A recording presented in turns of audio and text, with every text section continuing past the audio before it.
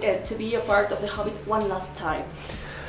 One last time. Hashtag one last time. Yeah, it's sad in a way. But it's very. I feel very lucky to have been part of it and to have been able to bring to life one of the only humans in the Tolkien story.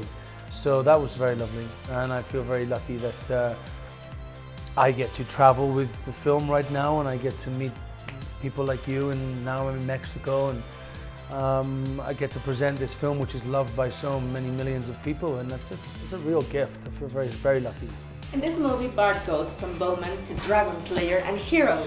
I'm sure it was really fun and empowering. How did it feel for you, for your character? It felt like that. Yeah, it really did. I mean, I was able to watch the transition of this man going from just a lowly bargeman to a dragon slayer to a leader of the human army. I mean, its journey is huge, and all the way through, he has this pure emotion, and he's driven by the want to protect his family. And the bigger picture is to protect the people, and he's a good man. He's an amazing man, and he's an unlikely hero, and they're the best kind of heroes, the ones that you don't expect to be the hero. He doesn't look for the accolade, he's not looking for he doesn't want anything, he just wants to look after his children, but he sees that he has to take that role, and he does it in a very humble way. It's a beautiful character. Tell me about your favorite Bard scene and your favorite scene in general. The one I love is the one in the third movie, the final installment, you know, when we see the beginning, the first sequence in the film is Bard on the rooftops of Lake Town, and that was actually the first scene I ever shot 4 years ago in New Zealand. The Hobbit has a lot of young fans. What do you think that they can learn from a character like Bard? Well, that you don't have to be a superhero to do heroic things.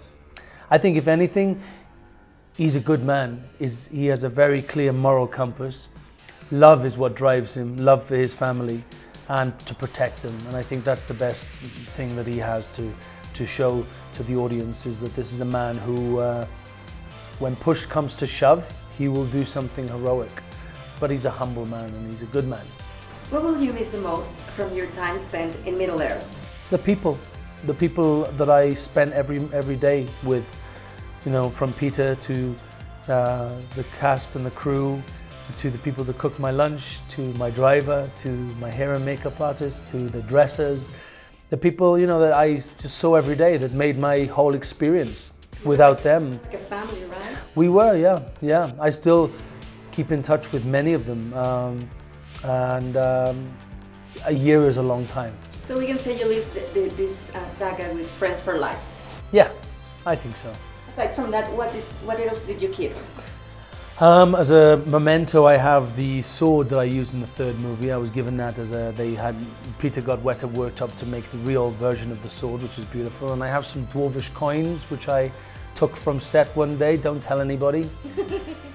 If you could go back to Middle-earth, which of those characters would you like to be and why? I'd like to play Thorin. I'd like to have been Thorin. I think it would have been interesting it's a very challenging role, and I think Richard Armitage does such a fantastic job playing that tormented character who, you know, he's dealing with so many powerful emotions that are pulling him back and forth, and so it's a real challenging role. I think it would have been fun to play him. You're now part of the Tolkien universe and film history. How does that make you feel? Yeah, it's mad. You're forever there. Yeah, I think forever I will be stopped on the street and asked if I'm Bard the Bowman, which is fine by me. I'm very happy with that.